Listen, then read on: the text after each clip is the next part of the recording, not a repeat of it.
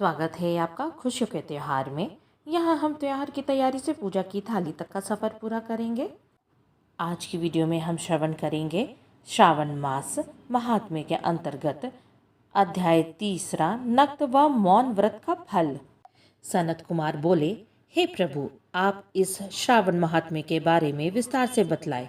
तब शिव बोले, हे महाभाग, जो श्रावण मास नक्त व्रत करे व्यतीत करता है वह पूरे वर्ष के नक्त व्रत का फल पाता है। दिन पूरा होने से 3 घंटे पहले लिया गया आहार नक्त व्रत कहलाता है। इस नक्त व्रत में भोजन के लिए सूर्य अस्त होने से 3 घंटे के वक्त को छोड़कर अवशिष्ट समय अपनाया गया है। सूर्य अस्त होने से 3 घंटे पूर्व का समय सायंकाल होता है, अतः इस समय स्त्री रमण, आहार, निद्रा तथा स्वाध्याय ये चारों पूर्णतः वर्जित है। हे सनत कुमार, अब आप मुझसे सन्यासी और गृहस्थी के लिए नक्त भोजन की 2 प्रकार से की गई व्याख्या को मन लगाकर मुझसे श्रवण करें। सूर्यदेव के अस्ताचल की ओर जाते हुए सूर्य प्रकाश के धीमे पड़ने पर जब मानव देह की परछाई पुरानी हो जाती है, तब सन्यासी को नक्त भोजन ग्रहण करना चाहिए। परंतु शास्त्रों के मतानुसार जब नक्षत्र प्रकट होता है, तब लिए गए रात्रि भोजन को नक्त भोजन कहा जाता है। रात्रि काल में भोजन ग्रहण करना वर्जित होने के कारण सन्यासियों को केवल दिन के 8वें भाग में भोजन करना उचित माना गया है। गृहस्थ प्राणी को विधि के अनुसार ही नक्त भोजन करना चाहिए, अतः इन तीनों को सूर्योदय रहने तक ही भोजन कर लेना चाहिए। पुत्रवान प्राणी आश्रमी कहलाते हैं। श्रावण माह में व्रत धारण करने वाला पुरुष अथवा स्त्री मरणोपरांत सदगति प्राप्त करता है। श्रावण माह की प्रथमा तिथि को प्रातः ही वह ब्रह्मचर्य व्रत को अपनाकर प्रतिदिन स्नान करेगा। यह निश्चय कर तथा यह व्रत भी धारण करे कि श्रावण माह में प्रत्येक प्राणी पर दया करेगा, नक्त व्रत रखेगा और रात्रि जागरण करेगा। यदि इस काल में वह मृत्यु को प्राप्त हुआ तो उस समय स्वयं जगतपति उसका व्रत पूरा करेंगे, ऐसा निश्चय वह मन में धारण करे। हे सनत कुमार, अब आप मुझसे अति उत्तम लक्ष्य पूजा विधि का विधान दत्तचित हो सुने।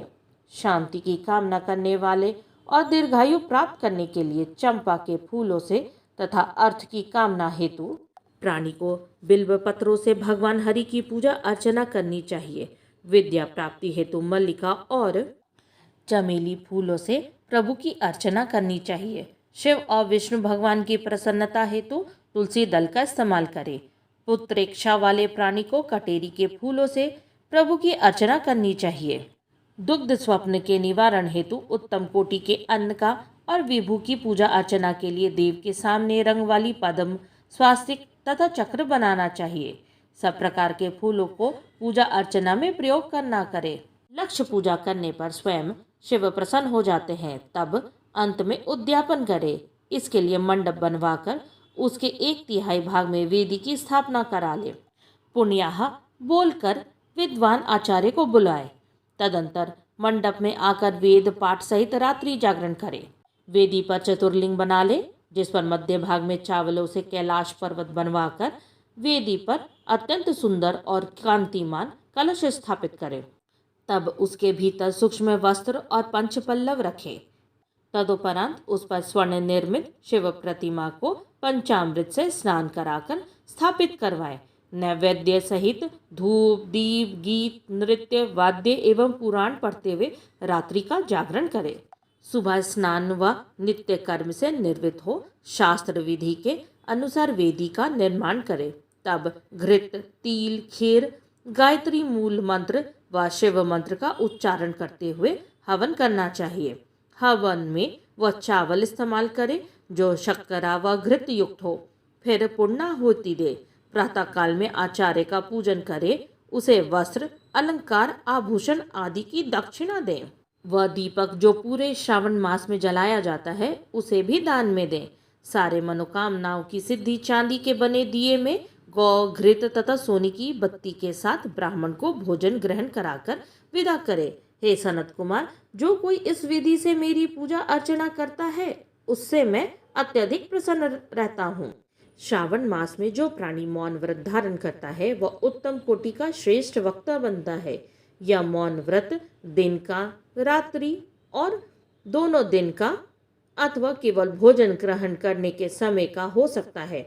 मौन व्रत काल में पुस्तक दान में देने वाला सब शास्त्रों का ज्ञाता होता है। वह देव गुरु बृहस्पति के समान बुद्धिमान हो जाता है। इसके साथ श्रावण महात्म्य के अंतर्गत नक्त व मौन व्रत का फल अध्याय 3 समाप्त हुआ। श्रावण मास महात्म्य के 3 अध्याय को सुनने से हमें क्या फल प्राप्त होता है? 3 अध्याय के पाठ श्रवण से मनोवांछित फल की प्राप्ति होती है। अगली कथा सुनने के लिए हमारे साथ जुड़े रहें।